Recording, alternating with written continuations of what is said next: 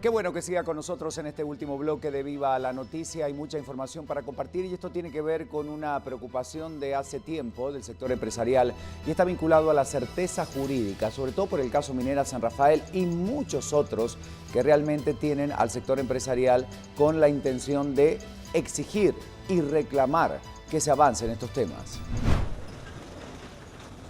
La situación política que vive Guatemala afecta a los distintos sectores de la sociedad. Lo hemos dicho, la estabilidad económica tiene mucho que ver también con la estabilidad política. Eso significa que las instituciones funcionen, que cumplan su papel. Un poco el reto aquí es cómo hacemos para que la economía se vea apoyada también por un ambiente de certidumbre en la parte política. Durante el Congreso Laboral que realizó el CACIF, Marco Augusto García, presidente de este comité, señaló que es necesario evitar la división y polarización. Si todos nos enfocamos en esos acuerdos que tenemos, evitamos las divisiones y las polarizaciones en las que hemos estado viviendo, si priorizamos estas necesidades comunes, lograremos una nación más solidaria. Juan Pablo Carrasco de AmCham comparte esa opinión y señala que es necesario buscar soluciones que permitan combatir la corrupción y a la vez avanzar en otros temas fundamentales para el país. Estamos perdidos, enfocados en esta polarización que hay política y no estamos dialogando realmente sobre qué cosas tenemos que hacer como Guatemala para avanzar, para superar, digamos, esta crisis en inversiones, crisis en desarrollo que estamos viviendo como Guatemala. Por una Guatemala en paz, Ligia Herrera, en cámara Daniel Ramírez. Por otro lado, el organismo ejecutivo busca que en el Congreso de la República se apruebe un nuevo préstamo que estaría destinado a la SAT. Estamos hablando de más de 400 millones de quetzales. En una reunión con jefes de bloque, el ministro de Finanzas explicó sobre un préstamo que el Banco Internacional de Reconstrucción y Fomento otorgaría por 407 millones de quetzales. Los recursos estarían destinados a modernizar la Superintendencia de Administración Tributaria y así aumentar la recaudación. Esto es inversión, con una alta rentabilidad. ¿Sí? La meta de subir operativamente la recaudación es 2 puntos del PIB, son más de 10.000 millones de quetzales adicionales. Es un préstamo de 400 millones de quetzales.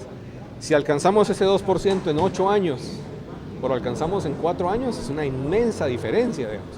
Entonces, obviamente se rentabiliza.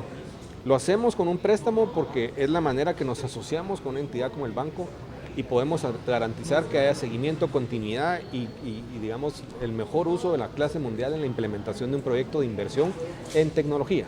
El préstamo sería por 33 años y tendría que estar aprobado por los diputados, quienes aún analizan aspectos técnicos y de intereses que tendría que pagar Guatemala. Por una Guatemala en paz, Dulce Rivera y Byron Secaida. Y esto tiene que ver con el equipo de salud de Chiquimula que ha celebrado la semana de la vacunación con la intención fundamental de llevar, además de vacunas, un mensaje concientizador a las familias guatemaltecas. La actividad se lleva a cabo desde el lunes 23 hasta el próximo viernes 27 de abril en las instalaciones del Centro de Salud ubicado a un costado del Hospital Modular de la Cabecera. De acuerdo al personal del área de salud, es necesario que padres de familia protejan a sus hijos con vacunas contra enfermedades como por ejemplo sarampión, tos y tétanos, por lo que invitaron a los progenitores de la Cabecera a participar en la jornada de manera gratuita. Importante prevenir que lamentar y estamos aquí atendiendo a toda la población que se acerque a los servicios. También en el área rural estamos vacunando también todos los días para prevenir las enfermedades que son terribles cuando a estos niños les causa, dígase, la poliomielitis, la tusferina, el sarampión. Durante la jornada de vacunación, también se entrega a los padres de familia vitaminas para sus hijos. Además, se les suministra desparasitantes. La mayoría de personas que han participado en la actividad provienen del área rural, comentaron los organizadores. En cámaras, José Boya. Por una Guatemala en paz, reportó desde Chiquimula, Mario Morales. Y tenemos que hablar también de lo que está sucediendo en Antigua Guatemala cuando se conmemoran los 350 años de la muerte del santo hermano Pedro. Cientos de fieles visitan su tumba. A la edad de 41 años, el hombre todo caridad, agotado por la enfermedad y la penitencia, murió a los 41 años con la certeza de haber cumplido su misión de alivio a los pobres y enfermos de su época. Y así como él se mantenía en la oración, pero también el servicio, oración y el servicio, y así realizó su vida aquí. Poco tiempo porque él murió apenas sus 41 años nada más. Le dio una bronconeumonía y murió ¿verdad? Hace ya 350 años, el año pasado estuvimos celebrando. Y como todo este año, hasta hoy, ¿verdad? Nosotros lo fuimos llamando el año jubilar del Santo Hermano Pedro. Cientos de fieles acuden a su tumba para pedir un milagro o agradecerle por haberlo recibido. Y como muestra de su devoción, encienden veladoras en diversos colores. Sí, vengo a visitarlo porque le tengo mucha fe. Me ha hecho muchos milagros. Y a eso vengo a pedirle por mi familia. Venimos de la iglesia Nuestra Señora del Carmen de Jalapa. La escuela oficial mixta que lleva su nombre celebró una misa en recuerdo agradecido por su compromiso con los más desposeídos. Yo sé que el hermanito Pedro ayudaba a las personas enfermas, les enseñaba a los demás a hablar sobre Dios. El 30 de julio de 2002, el Papa Juan Pablo II lo elevó a los altares en su segunda visita a Guatemala. Por una Guatemala en paz, Julio Sicán. El presidente del gobierno español, Mariano Rajoy, y su homólogo mexicano, Enrique Peña Nieto, trataron en Madrid el difícil tema de la situación de Venezuela. El presidente mexicano Enrique Peña Nieto fue recibido el miércoles por el jefe de gobierno español Mariano Rajoy en el Palacio de la Moncloa. Los dirigentes trataron la difícil situación en Venezuela, cuestión sobre la que existe plena sintonía entre ambos países, según un comunicado de la presidencia española. México es parte del Grupo de Lima, conformado por 14 países que recientemente advirtieron que los comicios del 20 de mayo, en los que Nicolás Maduro busca la reelección, carecerán de legitimidad y credibilidad si no ofrecen garantías a la oposición venezolana.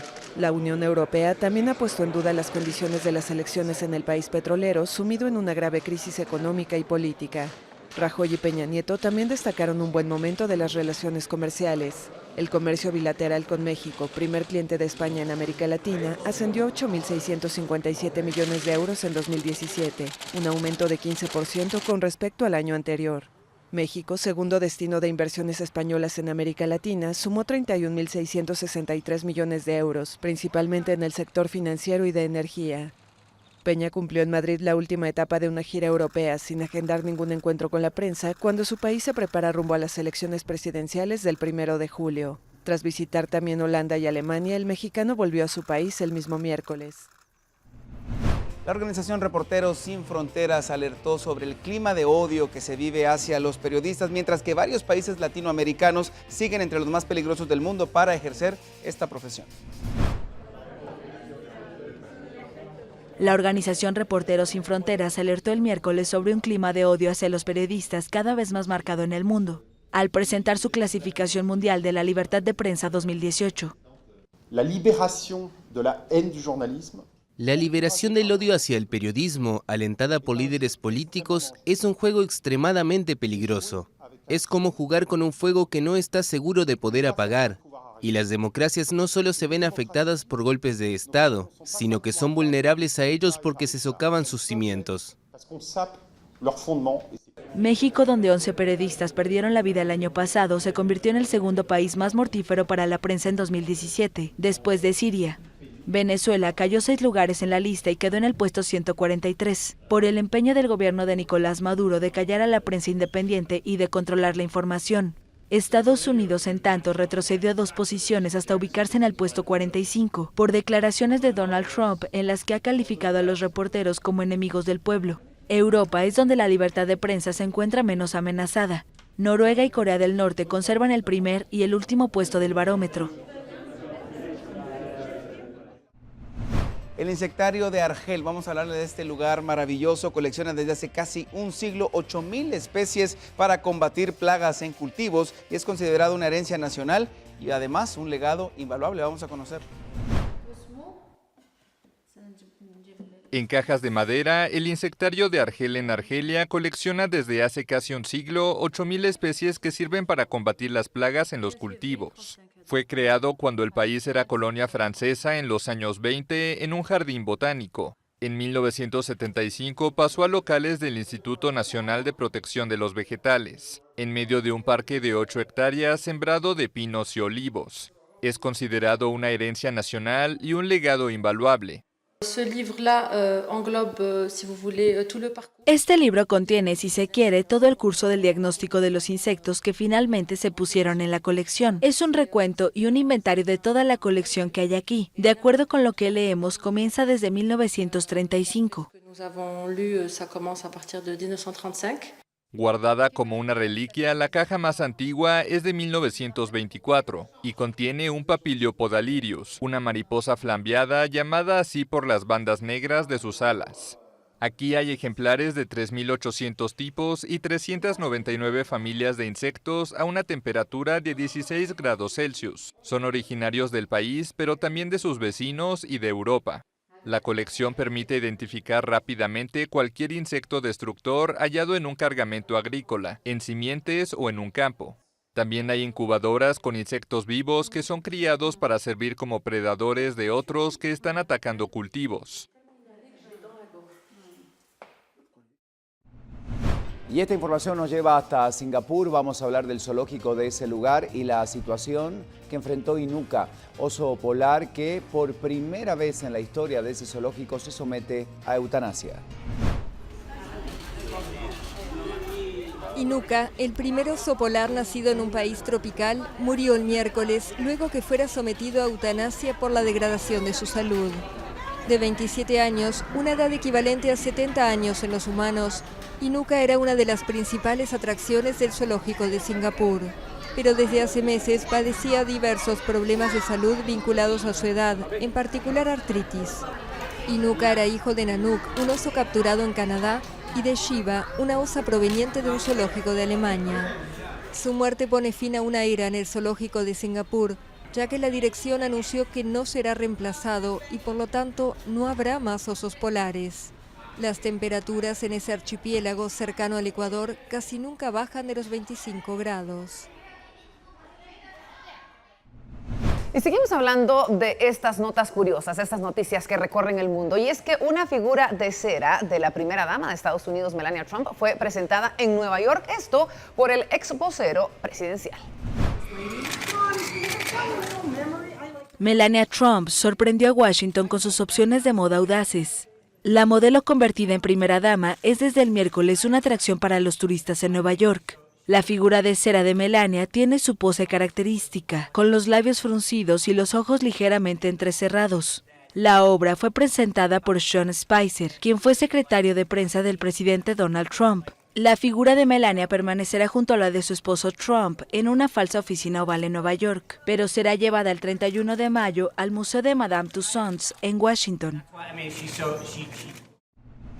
Qué bueno que siga con nosotros, vamos a hablar de la actividad deportiva, ¿le parece? Pero esta vez es del deporte nacional, la noticia, y tiene que ver con el 22º Campeonato Panamericano de Bádminton que se realiza y que es un escenario importante para demostrar las destrezas de los grandes atletas. Más de 100 de 14 países buscan los puntos que son necesarios para el ranking olímpico. El Gimnasio Nacional Teodoro Palacios Flores volverá a ser sede de este magno evento a nivel internacional. Por Guatemala serán 19 jugadores los que buscarán el protagonismo en los eventos individual, dobles y dobles mixtos. Kevin Cordón, siembra 2 del cuadro varonil, y Alejandra Páez, siembra 3 entre las damas, sobresalen como las mejores cartas. La competencia está avalada por la Confederación Panamericana y reparte puntos para el ranking mundial y para los Juegos Panamericanos de Lima 2019. Los países oficialmente confirmados son Barbados, Brasil, Canadá, Chile, Costa Rica, Cuba, Ecuador, El Salvador, México, Panamá, Perú, Surinam, Estados Unidos y Guatemala. Las máximas cartas a nivel extranjero están encabezadas por el campeón del año pasado, el brasileño Igor Coelho, además de la canadiense Rachel Honderich. Durante la primera jornada del Panamericano se disputarán partidos de la primera y segunda ronda desde las 9 de la mañana. El viernes tendrán lugar las fases de cuartos y octavos de final, el sábado las semifinales y el domingo las finales. Y tenemos que hablar ahora del deporte internacional y resaltan las noticias del tenis. El número 1 del mundo, hablamos de Rafael Nadal, se encuentra en casa, en Barcelona, y se encuentra, haciendo las cosas muy bien. Está en octavos de final. Nadal, vigente campeón del torneo barcelonés, no dio opción a su rival y entró en la competición tras recibir una de las 4 invitaciones que repartió la organización. Ahora se enfrentará en octavos de final a su compatriota Guillermo García López, que pasó de ronda este miércoles tras el abandono del japonés Kei Nishikori. El tenista nipón, ganador del torneo de Barcelona en el 2015-2014, abandonó en su debut por problemas físicos tras perder el primer set 3-6 ante el español. En otro de los partidos del día, el serbio Novak Djokovic, número 12 del mundo, cayó en su debut ante el eslovaco Martin Klisan por 6-2, 1-6 y 6-3. Djokovic, que había perdido en octavos en Montecarlo ante el austriaco Dominic Thiem, no pudo con el número 140 del mundo, aunque en la víspera había mostrado su confianza en hacer un buen papel y volver a jugar a mejor nivel lo antes posible. El verdugo de Djokovic en Montecarlo y cabeza de serie número 13 en Barcelona, Dominic Thiem, se impuso por su parte al español John Munar 7-6, 18 y 6-5. Y ahorita viene la economía, que también tiene temas importantes. Mónica, te damos los buenos días.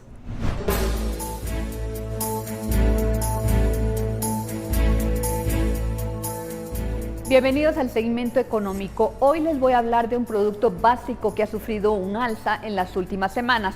Se trata del precio del frijol negro de primera, cuyo quintal se cotizaba a 365 quetzales y ha sufrido un alza de 5 quetzales, ubicándose en 370 quetzales. Esto debido a una oferta decreciente afectando a mayoristas que indican que la disminución del abastecimiento proveniente de la segunda cosecha del departamento de Petén es la principal causa. Sin embargo, todavía están ingresando grano almacenado de varias áreas productoras del oriente del país, especialmente de los departamentos de Chiquimula, Jutiapa y Santa Rosa, por lo que se espera que esta semana se puedan estabilizar los precios. Ahora veamos cómo están los precios de los combustibles, la gasolina superior, la regular y el diésel por galón en autoservicio y el tipo de cambio del dólar y el euro en quetzales. Síganme en redes sociales, soy Mónica Obando.